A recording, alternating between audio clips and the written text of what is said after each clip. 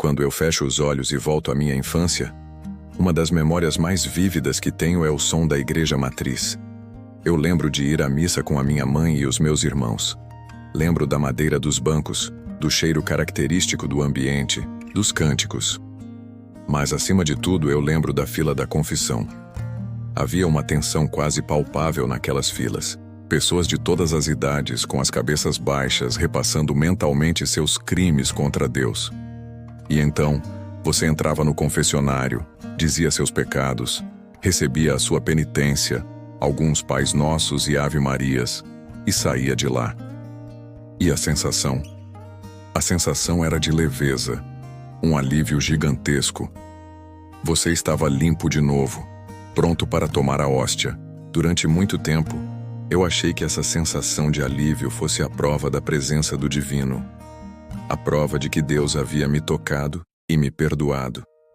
Mas anos depois, debruçado sobre os livros da faculdade, estudando a mente humana e o comportamento clínico, a cortina caiu. Eu não estava experimentando um milagre. Eu estava experimentando um pico de dopamina dentro de um ciclo de vício perfeitamente desenhado. Sejam bem-vindos a mais uma sessão do Ateu em Análise. Para entender como a religião domina a mente de bilhões de pessoas, precisamos olhar para ela não como uma instituição espiritual, mas como um modelo de negócios. E a regra número 1 de qualquer indústria farmacêutica ou de bem-estar é muito simples. Você não pode vender a cura para alguém que não está doente. É aqui que entra a obra-prima da teologia cristã: o pecado original. A ideia de que você não comete erros pontuais porque é humano. Você é um erro. Você nasce quebrado.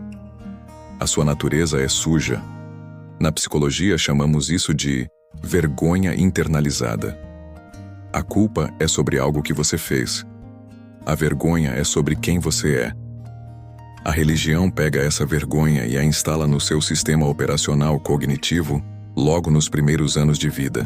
Quando dizem a uma criança que até os seus pensamentos impuros são crimes contra o Criador do Universo, cria-se um padrão de hipervigilância.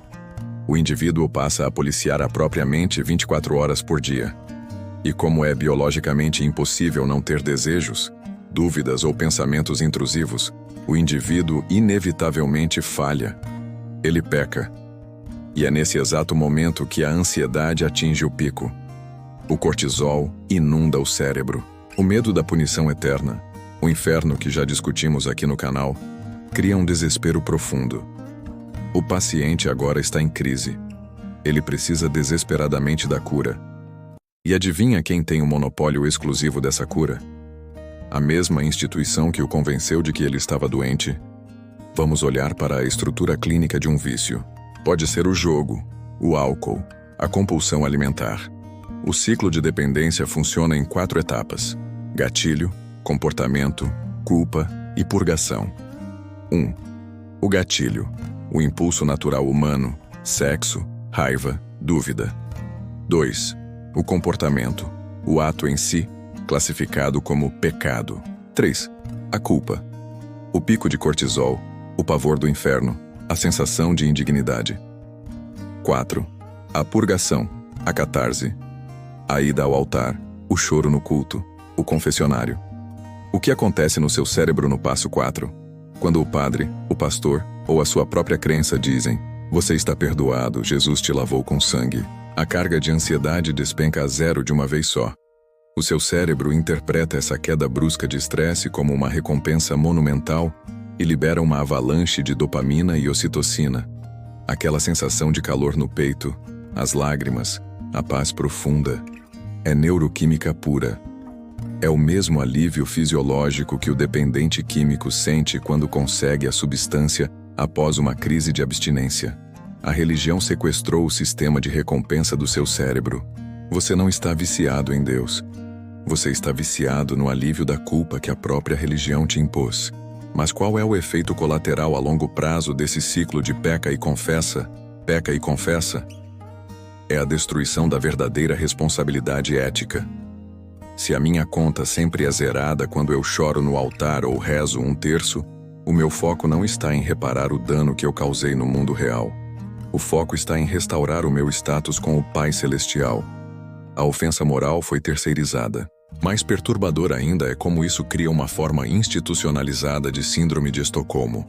O fiel passa a amar e defender ferozmente o sistema que o oprime, porque ele confunde a fonte do alívio com a fonte do amor, sem perceber que a instituição é a criadora do problema inicial. É como alguém que te joga na água, te oferece uma boia e exige gratidão eterna por ter salvo a sua vida. Desintoxicar a mente dessa indústria do pecado é um processo doloroso. Exige assumir as rédeas da própria vida. Significa entender que nós não somos almas caídas. Somos primatas altamente evoluídos, tentando sobreviver e criar sentido num universo caótico. Se você comete um erro ético, não há sacrifício de sangue que apague isso. O perdão real não é mágico, ele é prático. É olhar nos olhos de quem você feriu e consertar a situação. Quando eu olho para o meu filho, o Isaac, e penso no futuro dele, o meu maior projeto como pai não é enchê-lo de dogmas ou medo de um julgamento divino. Eu o chamei de Isaac, em homenagem a Isaac Newton, um símbolo da busca incansável pela verdade através da razão e do questionamento. Eu quero que ele cresça sabendo que os seus erros são oportunidades de aprendizado, não manchas eternas na sua alma. Quero que ele seja bom porque a empatia e a ética são a base de uma sociedade saudável, e não porque ele está aterrorizado por uma divindade punitiva. Quebrar o ciclo de vício da culpa é o maior ato de rebeldia intelectual que você pode cometer, e é a coisa mais saudável que você pode fazer pela sua mente. E você? Já parou para analisar quantas das suas crises de ansiedade na juventude foram fabricadas por essa indústria do pecado? Como foi o seu período de abstinência, quando você parou de se confessar ou de ir ao altar? A sessão continua aqui embaixo nos comentários. Deixe o seu like e se inscreva no canal para continuarmos essas análises profundas. E compartilhe com alguém que precisa entender como a própria mente funciona. Eu fico por aqui. Um abraço racional a todos e até a próxima sessão do nosso Ateu em Análise.